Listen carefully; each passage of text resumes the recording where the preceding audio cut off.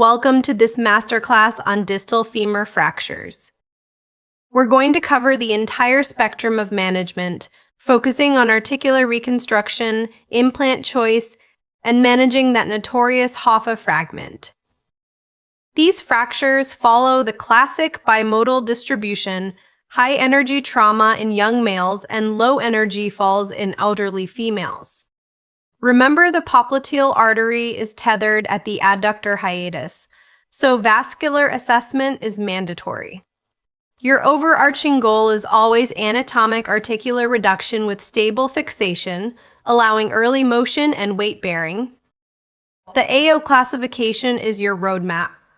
Extra-articular fractures can be treated with a retrograde nail or locking plate. Partial articular injuries need screw fixation with a buttress plate, while complete articular fractures typically require a lateral locking plate, adding dual plating if there's medial comminution. For paraprosthetic fractures around a total knee replacement, the Rohrbeck classification guides your decision-making. The key question is whether the implant is stable and whether the bone stock is adequate. A loose implant with any bone stock requires revision arthroplasty with a distal femoral replacement. Remember the deforming forces with GRAS. The gastrocnemius originates on the posterior condyles and pulls the distal fragment into extension, creating a recurvatum deformity. The adductors cause varus collapse, and the quadriceps and hamstrings work together to shorten the femur. The Hoffa mnemonic reminds you of the hidden danger. These coronal plane shear injuries are often occult on plain X-ray, making a CT scan absolutely mandatory. They usually affect the lateral condyle and require anterior to posterior lag screws placed perpendicular to the fracture line for anatomic fixation. A CT scan is essential for all articular fractures, as 38% have a hidden Hoffa component missed on plain films. Your coronal alignment target is a lateral distal femoral angle of 81 degrees. Remember, the popliteal artery is tethered both proximally and distally, making it vulnerable in hyperextension injuries. The operative strategy follows a logical sequence. Reconstruct the articular block first, with step-off under 2 mm, then attach it to the shaft restoring length, rotation, and axis. Your implant choice depends on the pattern nails for extra-articular, plates for complete articular.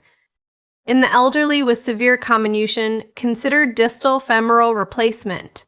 And if there's medial column comminution, lateral plating alone will fail in varus, so add a medial strut. Retrograde nails are excellent for extra-articular fractures. They're load-sharing and allow immediate weight bearing. But they cannot be used with a total knee replacement unless it has an open box. Lateral locking plates are more versatile for complex articular patterns and periprosthetic fractures, though they require protected weight bearing and carry a higher non-union risk if the construct is too stiff.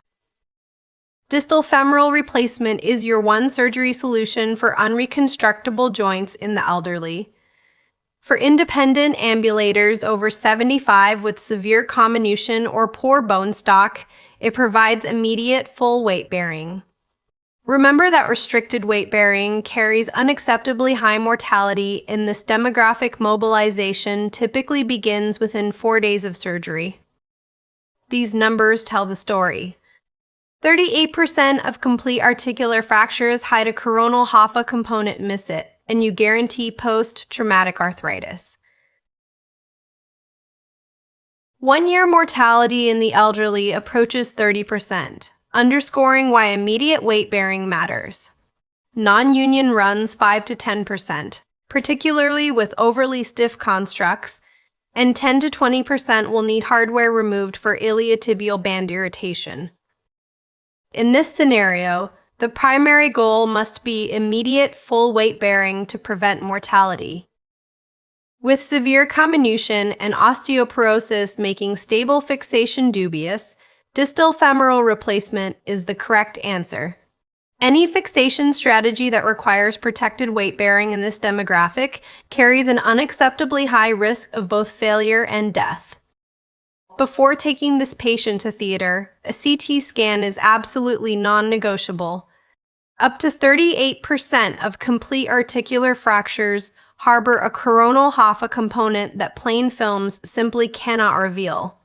Discovering that fragment intraoperatively without prior planning guarantees a poor articular reduction and almost certain post-traumatic arthritis.